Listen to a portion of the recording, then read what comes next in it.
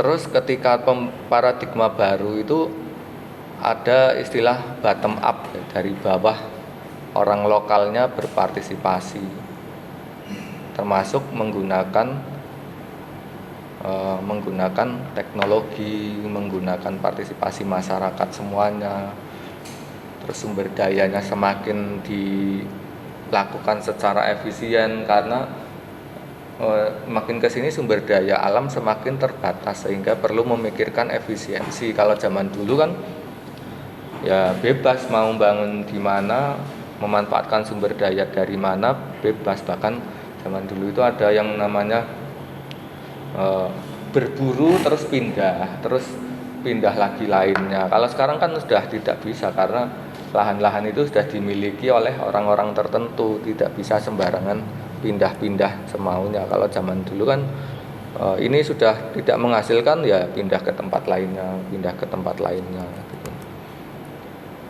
Jadi sekarang semakin holistik, semua aspek kehidupan dipikirkan. Kalau zaman dulu yang penting ekonominya mapan, itu sudah dikatakan bagus. Ternyata itu tidak cukup, harus ada unsur-unsur keadilan sosial dan kenyamanan, ketentraman, kedamaian gitu yang diharapkan. Lalu untuk mencapai itu semua bagaimana caranya? Ya harus ada namanya public good, public regulation dan empowerment, memperhatikan kondisi lokal. Semua itu harus diperhatikan. Ya melalui peraturan. Jadi baru masuk ke sini ya. Peraturan itu kelembagaan yang harus diperhatikan.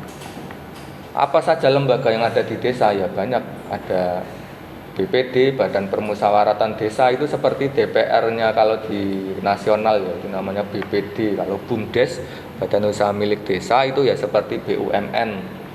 Terus badan-badan itulah yang nantinya mengurusi desa supaya desa itu bisa menjadi maju. Termasuk jika desanya masih pakai sistem adat, ya lembaga adat itu harus dilibatkan, karena sering permasalahan antara desa yang resmi, desa secara administratif diakui negara, sama desa adat itu berkali-kali mengalami keributan ya, karena perbedaan prinsip. Desa adat kan sebenarnya masih banyak ya, di Papua ada, di Bali ada, umumnya ya di luar Jawa itu masih banyak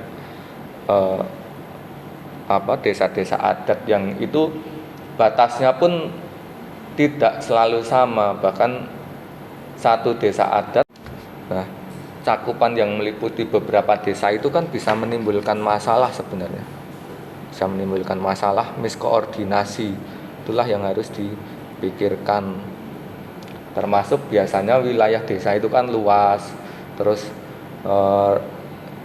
terjal ya kan, medannya sulit, itu kan masalah sebenarnya yang perlu diatasi. Jadi ketika membutuhkan akses terdekat lebih sulit dibandingkan dengan di kota, itu yang perlu dipikirkan dalam perencanaan pembangunan di desa. Termasuk keuangan, sistem informasi, karena di desa itu masih tradisional, sistem informasi administrasi biasanya masih tertinggal. Ini perlu dilibatkan para ahli IT untuk memperbaiki sistem informasi. Tapi ternyata ada masalah baru lagi ya. Sistemnya diperbaiki, ternyata masyarakatnya tidak bisa pakai. Ditanya nomor HP saja tidak punya. Padahal itu tidak cuma butuh HP, tapi butuh Android. Tidak jarang masyarakat desa itu belum punya Android. Nah ini susah lagi. Sistemnya sudah bagus, ternyata masyarakatnya belum punya Android. Disuruh beli tidak punya uangnya. Ya inilah masalah-masalah yang umum dihadapi di pemerintahan desa. Termasuk keuangan itu juga menjadi masalah, karena ya umumnya kan orang desa pekerjaannya petani. Petani kita tahu kalau masih petani tradisional pendapatannya paling berapa? Terbatas. Sehingga keuangannya juga minim. Inilah yang menjadi masalah. Terus pembangunan desa itu ada undang-undangnya. Undang-undang terbaru itu nomor 6 tahun 2014, nanti bisa dibuka. Karena ini dasarnya kuliah ini adalah undang-undang tersebut, undang-undang tentang tentang desa nomor 6 tahun 2014, bahwa pembangunan desa bertujuan meningkatkan kesejahteraan masyarakat desa dan kualitas hidup, pengembangan potensi ekonomi lokal, serta pemanfaatan sumber daya alam dan lingkungan secara berkelanjutan. Ingat-ingat ya, ada kata-kata berkelanjutannya. Artinya tidak bisa sembarangan terus mengeksploitasi sumber daya yang ada untuk dibangun semaunya, harus mempertimbangkan keberlanjutan. Itulah gunanya regulasi ya, supaya menjaga lingkungan tetap lestari, tetap berkelanjutan, terjaga sampai sampai keturunan-keturunannya, sampai cucu-cucunya. Itu tujuannya.